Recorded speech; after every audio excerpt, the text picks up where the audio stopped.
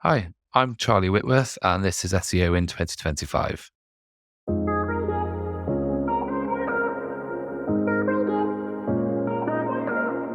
Charlie, what's your number one SEO tip for 2025? So my SEO tip for 2025 is very much that keywords do still matter. Okay. And you were sharing with me beforehand some information that indicated that some people don't necessarily think that's the case. Why is that? Yeah, so I've just seen quite a lot particularly in the last year or so. I don't know if it's been off the back of kind of AI developments, but seeing a lot of people talk about keywords are dead, stop focusing on keywords, and they quite rightly mention entities, which absolutely should be at the forefront of any kind of high volume kind of SEO strategy. But still for lower volume sectors where, Google's knowledge of those entities might be limited, or that SEOs haven't done too much work building those, keywords are still hugely important. So I think they should complement Entity SEO, but I think keywords are still hugely important in terms of optimization, but then also tracking the impact of your work.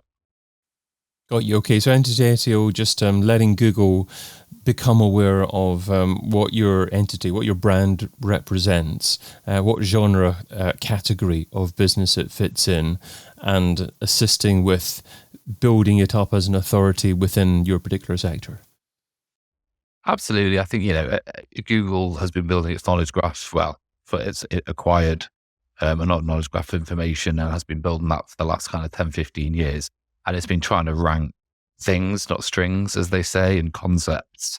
And, historically, a way to do that would have been by using keywords. And that's less the case now as Google's building this entity database. So, and as I say, for high volume terms where these entities are pretty established and Google's got a good concept of them, then that should actually absolutely be where SEO should be looking to do optimization and making sure that they are using those in the correct way.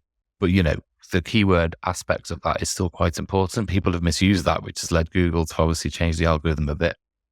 But yeah, certainly, as I say, for like local SEO or where Google still doesn't really understand what those entities are, the quickest way to still succeed in those sectors would still be using keywords in the right way. And again, we're not talking about sticking every single keyword from Google Planner onto every page, looking at clustering and search intents and using them to inform your content strategy.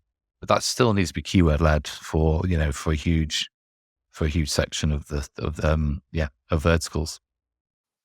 But is it not a reasonable argument to say just write naturally now and Google will understand your content and end up displaying it for associated terms as long as you build up that entity authority? I mean, a lot of the time they do, but then there are a lot of cases where they don't quite do what they're supposed to, and that will be due to ambiguity of entities. I'm working with one at the moment, which is workwear compared to work spacewear. So one of them is industrial workwear, and the other one is things that people would wear to work.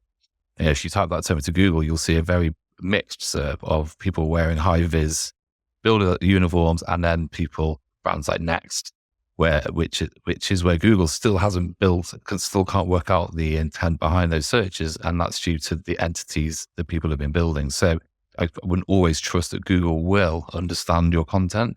Obviously, if you structure it properly, use things like structured data, using that keyword data, but then obviously, looking at search intent, then it should do. And as I say, for the high volume terms, if you can link your entities properly and use structured data, then Google should understand that. But again, the best way to rank would still be to create really engaging content on that theme. And a lot of that would be led by keyword data. And I guess you would argue that by using keywords and publishing great content around those keywords, you're also probably more rapidly educating Google about what your entity actually represents.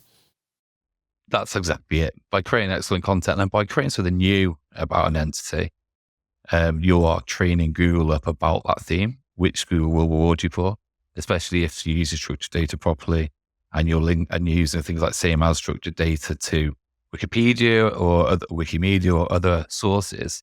If you help Google out to understand that entity, they will obviously tend to reward you back as well. So it's about creating that, as you said, if you're creating the best, most compelling and engaging content about a topic, if you've got decent authority, you should rank. But if you're helping Google to understand that topic in more detail, it's a kind of reciprocal process. Okay, so shall we talk through then what the keyword research process looks like in 2025, and also where those keywords are used to really maximize their impact? What process do you actually go through to discover what the optimum keyword should be used in your content? So yeah, I mean, I do use a few AI tools now to help me cluster, so to actually do keyword research based off what Google's actually returning for a keyword, rather than just a load of keywords out of keyword research tools. I'm not obsessing too much about the volumes. Obviously, the volumes are important, but really looking about the intent behind those searches and what people are actually searching for. So I use a fairly traditional keyword research process of collating the data from as many different sources as possible, not just using Google Planner, but obviously looking down at things like people also ask terms, find emerging queries, really getting as much data from as many places as you can, and then clustering that, and then seeing what the search intent is, and actually seeing how Google is returning those keywords from a entity perspective. So do you cluster them in relation to the meaning, the closeness, and match between the various keywords, or is there an intent clustering as well?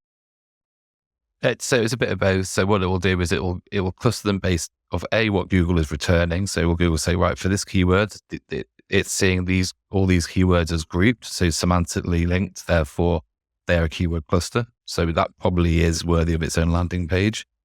And they tend to be labeled as transactional, informational, navigational, which will kind of let you know whether or not you need a fairly succinct landing page, or if it's informational, then you probably need a more informational, long form piece of content. And how will you apply those different intents? Will you use software to do that? To label them, yes, and then you do a little bit of a sense check, but there are good tools out there. I mean, feel free to share the software if you want to, or if it's a... Yeah, no, I'm more than happy to. So I think I mentioned this one on a few other places before. So I use Keyword Insights to group them, to cluster my keywords for me. Because as I say, what it does then is group the keywords based off what Google is currently returning in the SERPs as a cluster, not just, these terms feel like they're related. And it will then tell you whether or not they're transactional, informational, which again is a quite good indicator of whether or not you need a long form piece of content or a shorter form. But what it can also do is help you to attack any keyword cannibalization that you've currently got. Therefore, if you've got a site at the moment that's already got these keywords optimized for it, can tell you if you've got competing content. So it kind of kills three birds with one stone. And is that Keyword Insights.ai you're talking about there? Yeah, keywordinsights.ai, yes. Okay, yeah. Brilliant. So that's a really good way to essentially take a quite traditional approach to keyword research and make it suitable for 2025, because it's got very much the latest algorithm in terms of cannibalization, and obviously machine learning as well, element to it as well. Okay. And where does keyword volume come in? So what that tool and what a lot of other clustering tools may do, it will give you a combined keyword volume for that cluster, not just per keyword, which kind of takes you away from just optimizing or creating pages for every single keyword and then creating a landing page for a cluster. So the volumes are important, but depending on your average order value and the commercials behind each keyword, I would suggest not dismissing the lower volume ones, because obviously cumulatively within that cluster, they can all contribute to create a worthwhile keyword combined search volume. So I would certainly keep an eye on volumes as well, but I don't tend to obsess too much around just going for the higher volume terms. If you've got a cluster of keywords that are quite similar, if you combine them, then depending on what the transactional value of those keywords are, they're still very much worth going for those lower volume ones. And does it also give you some score in relation to degree of competitiveness? Yeah, you get a average keyword difficulty, which obviously, yeah. So again, you can weigh that in. So you can see your average rank for those terms, and then the average competition score to essentially prioritize which of those clusters you should kind of attack first. So, I mean, how does this work in relation to a content strategy? Do you sit down once a year and do your keyword research? Do you do it more often than that? Do you hone something on a regular basis? So I'll do a pretty extensive piece right at the start of the project, as most of us do, as part of our auditing phase. That gives us the kind of backbone. And then again, you can start feeding those keywords into your tools, whether that's Keyword Insights or your rank tracking tools. But then what I tend to do is refresh my kind of zero click or emerging trends at least quarterly, preferably a little bit more often than that. All depends on the sector, really. I mean, I've worked in fast fashion where trends and demand can change almost daily. To other sectors where you refresh your keyword research a year later and it won't be that much different. So I think there's a bit of common sense there. If you know you're working in a sector that is quite volatile, then I would suggest refreshing, as often as you can. I use Also Asked for my people Also Asked data. Chuck that through ChatGPT now, which can quite quickly tell you if anything's changed thematically in terms of what people are asking for. What that can then give you is emerging trends, emerging keywords that weren't there a couple of months ago. Could be seasonality, could be changes in demand. So yeah, I would say the higher volume stuff doesn't tend to change so much, but the medium to long tail can evolve quite quickly. And how do you decide on the style of the piece of content that needs to be produced to target the keyword phrase that you've got in mind? So that'll usually come down to whether it's informational or more of a commercial style keyword. So, the commercial keywords are tricky because, you need to bear in mind CRO and UX there. You can't have too much content. You need to be quite select, about where that content's going to go and how much of it there is. So for the commercial ones, it will probably be about focusing on some head terms, maybe looking at your entities, and then obviously conversion. For the informational, probably longer form pieces, it'll be about demonstrating, expertise and looking at your EAT stuff and really trying to show that you guys are the authority in your niche. So yeah, it will be that informational long form style versus your commercial, more succinct, but still keyword rich approach. And how do you track the progress of your keyword optimization project? So this is kind of the key point for me, really. So we've talked about optimization now and how we're using keywords and how we're creating this content. The reason I don't think keywords are dead and why they're still going to be hugely important in 2025 is they're still the best. Keyword tracking is still the best way to gauge the impact of the work that you're doing. Obviously, the holy grail and the KPI is traffic. So if you see your organic clicks going up for a certain term or certain terms, then it's doing the job. But until those clicks start to come through, the best way of tracking the impact of all the work we've just discussed would be through rank tracking still. Any favorite rank tracking software that you'd like to share as well? Yeah, so I've used AWR my whole career, actually. Advanced Web Ranking. I've used those guys since 2011. So, and the tools changed quite a bit, but I mean, all sorts of features in there, which I'm sure the tools have. You've got traditional rank tracking, but then you can benchmark against competitors, see, for that group of keywords, who are your competitors per category. You can see market share changing, and they've got all sorts of other features they release all the time. But essentially what it allows you to do is it gauge the impact of the work. So if you're, optimizing for entities, if you're creating new landing pages, if you've, merged content, got rid of some cannibalization, the best way to see quite quickly the impact of that is still to track keyword performance. And you talked about the holy grail being organic traffic, but do you not tend to also have a look to see what the user does on the site, to see how long they stay on the site, to see how they convert, hopefully, as well? I do. I like to do that as much as I can, as long as that doesn't tread on the toes of any kind of CRO or UX teams that, that the client may have. But, absolutely.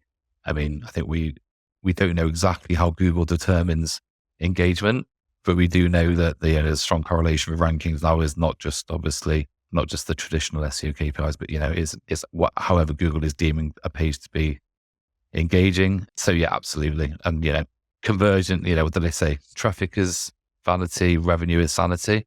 So if that traffic is not converting for whatever reason, then it's still not quite doing its job. So although there are other channels involved in that, absolutely. But good quality organic non-brand traffic tends to convert well, provided there's no on-site issues preventing that from happening. If an SEO is struggling for time, what should they stop doing right now so they can spend more time doing what you suggest in 2025? Stop trying to get robots to write content for your user. Get it to help with some of the nitty-gritty tasks and some of the laborious tasks that used to take us away from strategy. And yeah, start focusing on entities and then how traditional keyword research and traditional keyword optimization can complement that for success. But yeah, stop trying to game the system and focus on what your user is looking for. Okay, so no robots produced content at all. Not to write your content for you. You can use it to write your briefs. I've used it to help me to create my briefs and to collate data, which you then need. And maybe, if you had to push, maybe get it to start helping you with your first drafts to kill some time. But I've still not seen much AI content, or if any AI content that has learned how to resonate with your particular demographic or your end user. It might help you to optimize for keywords, but still need that human touch, and that still need to understand your audience, which I still haven't seen that in the wild yet. Charlie Whitworth is lead consultant at Whitworth, and you can find him over at whitworthseo.com. Charlie, thanks so much for being part of SEO in 2025. Thank you. I've been your host, David Bain. Get your copy of SEO in 2025, the book, over at SEOin2025.com.